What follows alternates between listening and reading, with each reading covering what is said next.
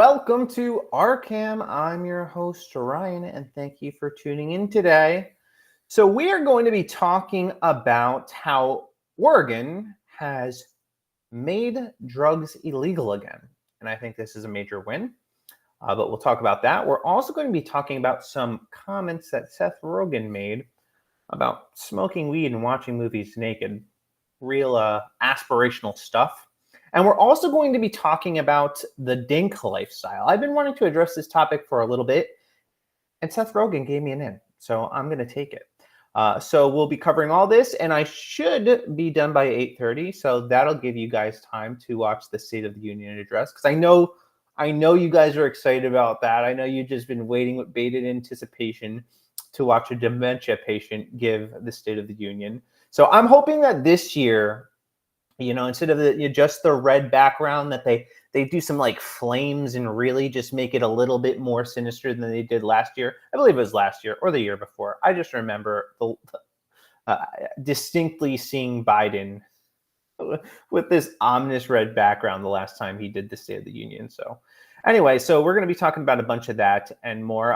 If you like my content, please go ahead and like and follow and subscribe and do all the things, because that helps me grow, and I would definitely appreciate it. And so let's get into this. So the first story that we're going to be talking about, one more housekeeping thing. So I'm saying this out loud so that it's there and it's done. It's a done deal. But my aim now is to go live 4 times a week. That's right, 4. So Tuesday, Wednesday, Thursday, and Friday. Unless my wife has off of work, then I probably won't be going live, because I want to spend time with her. But for the most part, I'll be doing those 4 days. So you can pretty much count on it. And so I'm super excited, and I'll be changing the time. I'll be moving to 8 o'clock. This works a little bit better for me. And I'm not, sometimes I go on the Daily Wire Friends. They usually go on at 9. So this is a way where I can kind of do both and have a consistent show at a consistent time. So so that's what I'm going to be doing. So starting tomorrow, I'll be live again at 8 o'clock. So Tuesday through Friday at 8 p.m. Be there. All right. So let's talk about this story. So I do remember chatter a couple of years ago about Oregon legalizing drugs, and I just thought then, that's stupid. That's a mistake waiting to happen. What could possibly go wrong by making illicit drugs suddenly illegal or legal? What could possibly go wrong about giving people hardcore access to giving them access to hardcore drugs?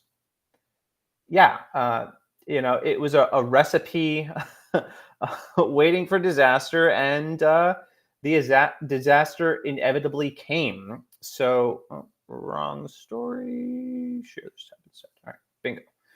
All right. So with Oregon facing rampant public drug use, lawmakers backpedal on pioneering decriminalization laws. Pioneering. Doing what no man has done before. Ramping up drug use and making life a living hellscape, which is what they did in Oregon. That's exactly what they did. They made that state unlivable. And there are specific places that have been hit harder than others. But let's read this, shall we? All right. Democratic lawmakers in Oregon on Tuesday unveiled a sweeping new bill that would undo a key part of the state's first-in-the-nation drug decriminalization law, a recognition that public opinion has sourced on the measure amid rampant public drug use during the fentanyl crisis. The bill would recriminalize the possession of small amounts of drugs as low-level misdemeanors, enabling police to confiscate them and crack down on their use on sidewalks and in parks, its author said. It also aims to make it easier to prosecute dealers. I think that is pivotal. to access addiction treatment medication and to obtain and keep housing without facing discrimination for using that medication. So a couple things here. So I do think prosecuting drug dealers is good. I do think getting people more access to addiction treatment is good, depending on what it was, because some of this medication can also be abused. I think this would be kind of better served getting them into actual treatment centers than the actual medications itself, because people abuse these medications, even drugs that are designed to save people's lives, like Narcan. So if you're like a heroin addict and you overdose, there's a drug called Narcan that can basically bring you back to life. There are people that'll use it and get Narcan and then just keep using. Like it doesn't change the behavior. And yes, it does save lives, but at the same time, it gets abused, as does a lot of medication. A lot of the reasons too people become drug addicts is because of certain types of medication. All right. So it goes on to say it's the compromise path, but also the best policy that we can come up with to make sure that we are continuing to keep communities safe and save lives. State Senator Kate Lieber, Portland Democrats, told the Associated Press. Voters passed the pioneering decriminalization law measure 110 with 58% support in 2020. But Democratic legislators who championed it as a way to treat addiction as a public health matter, not a crime, are now contending with one of the nation's largest spikes in overdose deaths. So this is the key part of this. Overdose deaths, and along with intensifying pressure from Republicans and growing calls from well-funded campaign groups to overhaul it. So since they legalized drugs, a wild thing happened. More people start to overdose. Weird how that works. Weird how you make drugs more accessible and then people abuse them because they have no fear of consequences, no fear of reprimand, and ultimately no justice. And then it's the communities, not just these people, but the communities around them that suffer. And there's quite literally blood on these people's hands because they enabled this. They fought for it. And the impact of it has been horrific. It's cost people their lives. And I can't, and it's easy to just, look at the drug addict themselves, but, with it's not just overdoses. You get increases in violent behavior, increases in homelessness because now more people are using drugs. They can't maintain housing, increases in financial destitution, increases in all sorts of horrible behavior because they now have access to drugs that they ordinarily should not have access to. And if they did have access to, they would have the fear of justice. And that's actually a good fear to have. Despite what Democrats may tell you, punishment, actually a good thing. It's actually a way to deter more criminal behavior. And they'll say, deterrents don't work. Yes, they do work. There's a reason Saudi Arabia is actually a pretty safe place to go. There's a reason you can leave a bike out in Saudi Arabia and no one will steal it. It's because they have harsh laws to deal with people that violate or harsh punishments to deal with people who violate their laws. So yeah, there needs to be a fearful expectation of punishment, or criminals will be emboldened to commit crimes. And in this case, not making it a crime has led to death and violence and a whole host of other issues that could have been avoided if these people had any kind of sense about them. But they didn't. And they did something incredibly foolish and incredibly stupid. And now they're realizing hindsight. And this should be a lesson to the rest of the world that this doesn't work. There's no need to talk about it anymore. There's no need to make an argument for it anymore. It does not work. And it should have been obvious. It should have been obvious. Sometimes it kind of does drive me nuts, because it's just something that, how could this have not been obvious that this would have happened? And yet they had 58% of people in support of it. And I bet you a lot of those people too are now the very same people that are like, we messed up, man. We messed up. And now they're trying to bring reform. And I think other states that are trending in the direction of legalizing marijuana, because I think that's probably where it starts, should put the brakes on it. You know, maybe smoking weed isn't a good idea. Maybe legalizing marijuana isn't a good idea. And by the way, I worked with a lot of people that smoked weed, a lot. And usually they're the people facing eviction. Usually they're people getting in trouble. Usually they were people that were abusing other drugs. That's just the truth. You want to accept it, whatever, not a good idea. Speaking of pot use, let's transition to this next story with Seth Rogan. Why is it cutting off his head? Well, it's not letting me see the top of this. Oh wait, hold on a second. Sorry guys, I'm having a technical issue right now. All right, here we go. All right. So this photo is making the rounds, and he says, we're effing psyched all the time. We're laying in bed on Saturday morning smoking weed and watching movies naked. Awesome. And if we had kids, we could not be effing doing this. Sounds super aspirational. Waking up and getting stoned naked. No. I enjoy waking up with my beautiful wife and being greeted by my beautiful little girls and being of sober mind. I think that's a pretty good thing to aspire.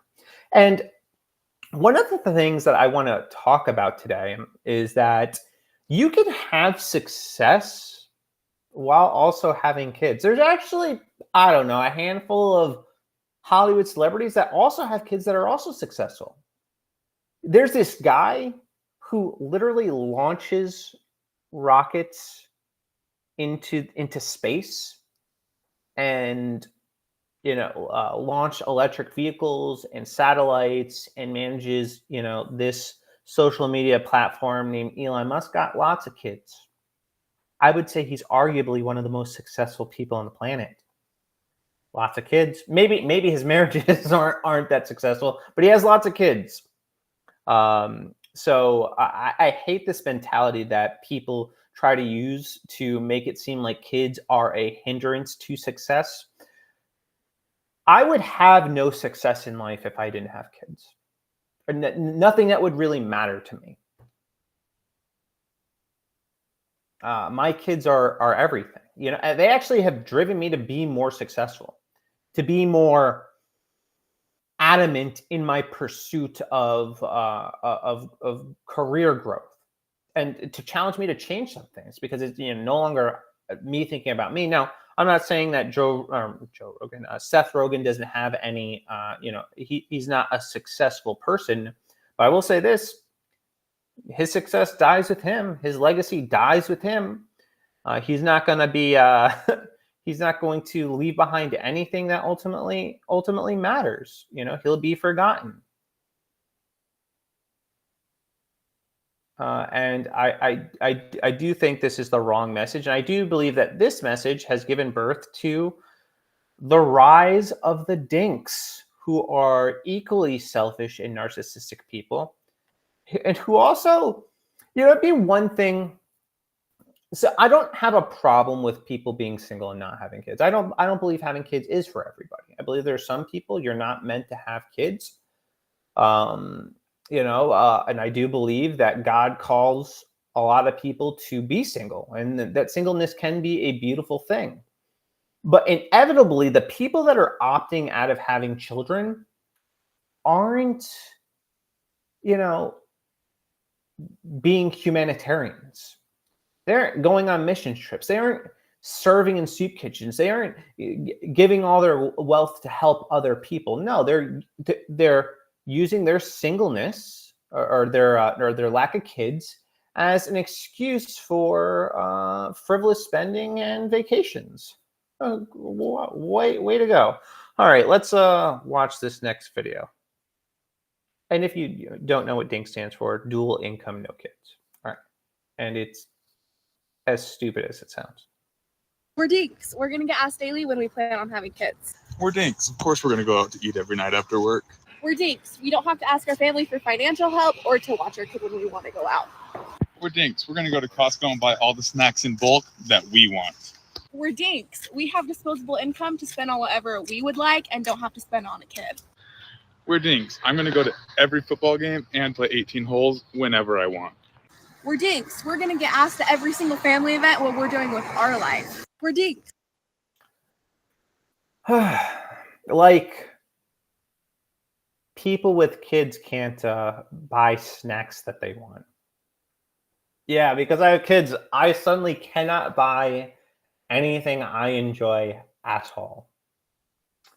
Yep, that's the life of a parent. You're not able to buy anything that you want ever again. That's how they make it seem. Oh, you can't go to football games either. Oh, God forbid you have to actually, ask for some help from your parents. What's wrong with that?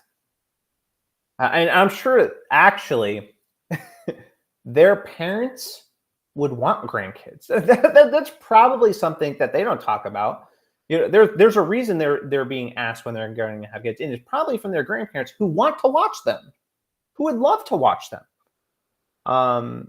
But they'll never get that opportunity because they're too busy buying snacks at Costco and going out to restaurants every night and shopping or hitting 18 holes of golf.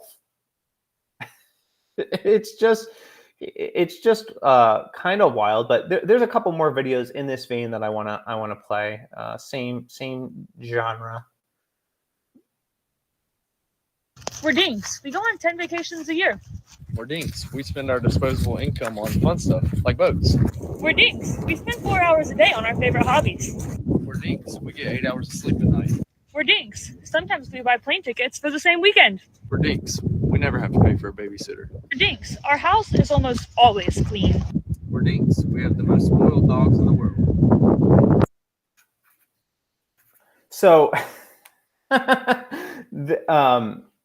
a couple things. 10 vacations a year.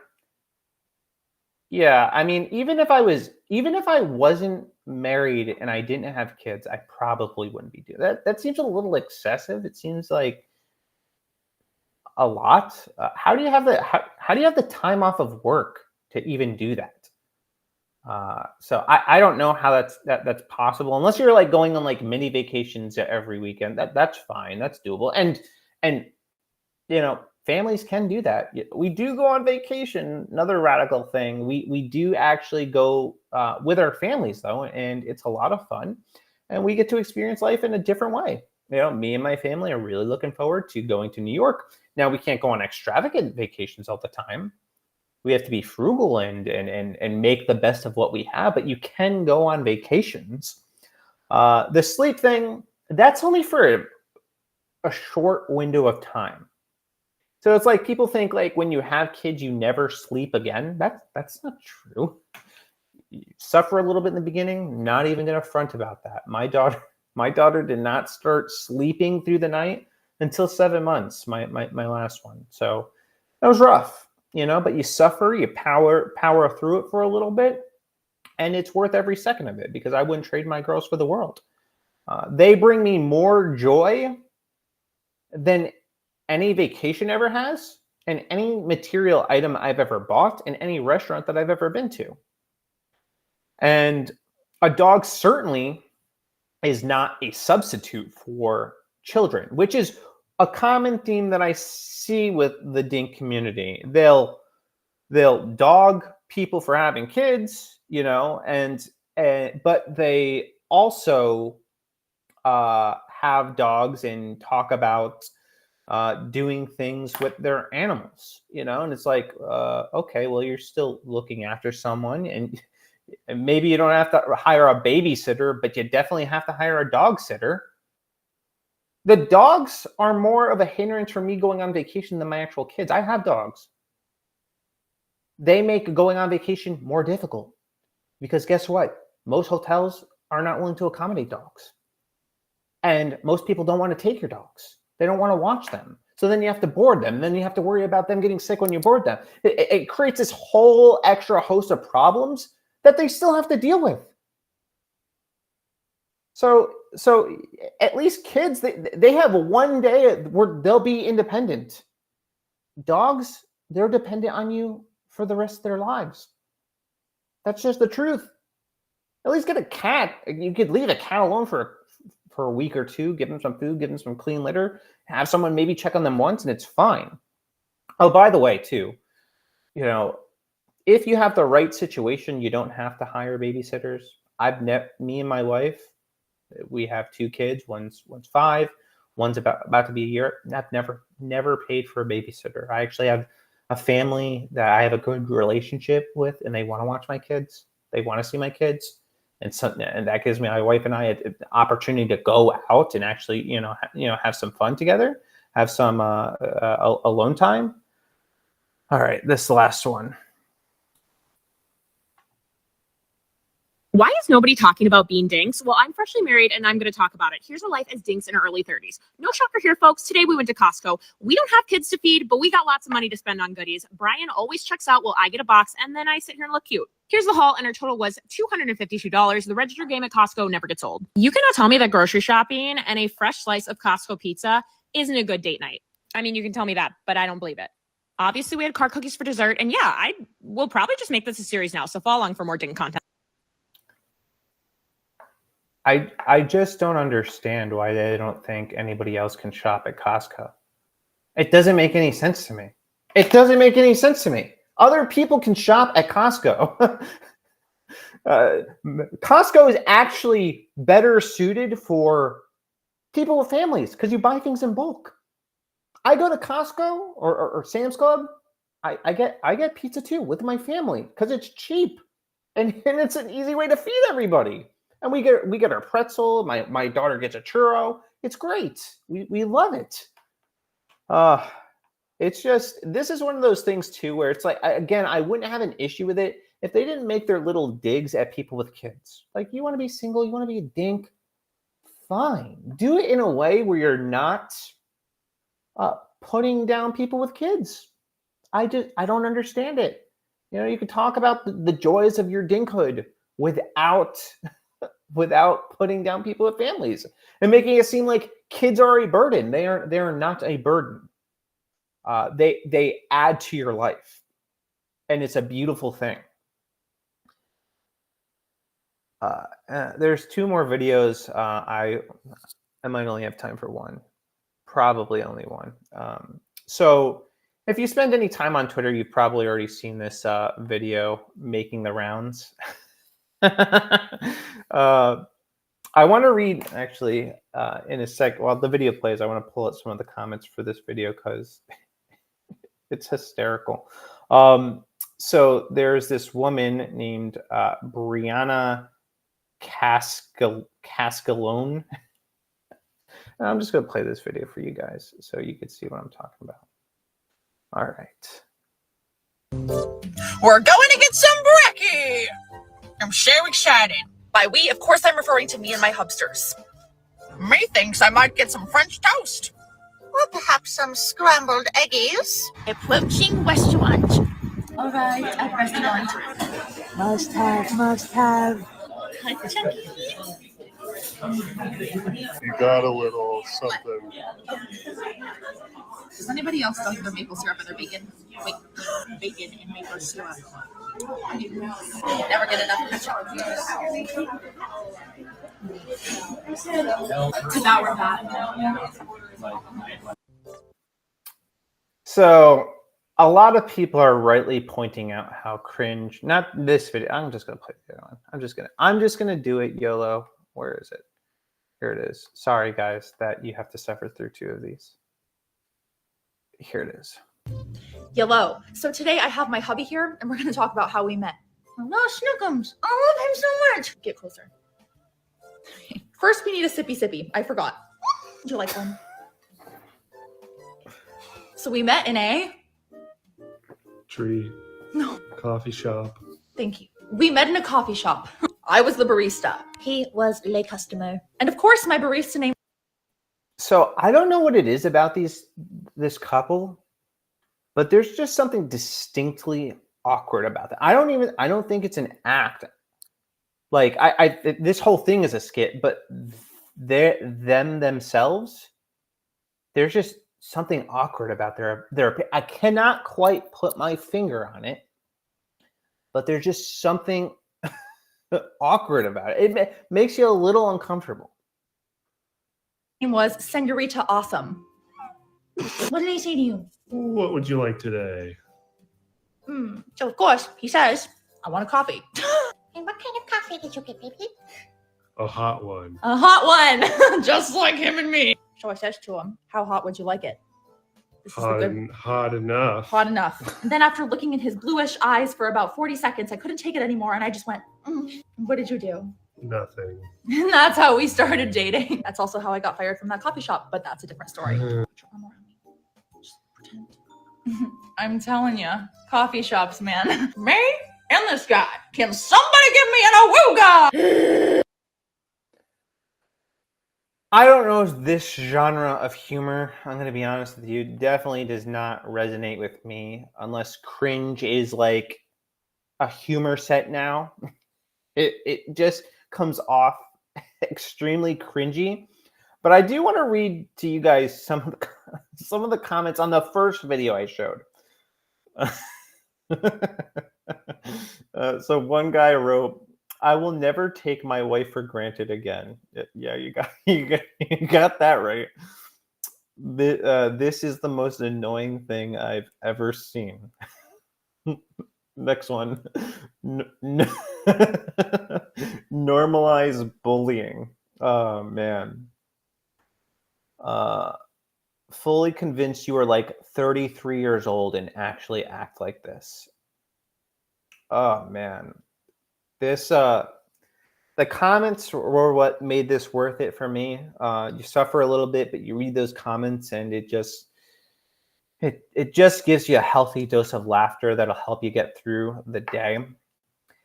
Anyway, that's going to be all for me today because State of the Union in 30 minutes. Super exciting. And yeah, so again, if you like my content, please like, subscribe, comment, do all of those things. It really does help me out. I will be going live now 4 days a week, Tuesday through Friday at 8 p.m. And I'm really excited about this. One of the things that I've wanted to do for the longest time is be consistent and create content nearly daily. And I feel like I'm getting a little closer to that. And I'm just excited for the opportunity. So anyway, I appreciate you guys. Have a blessed evening and deuces.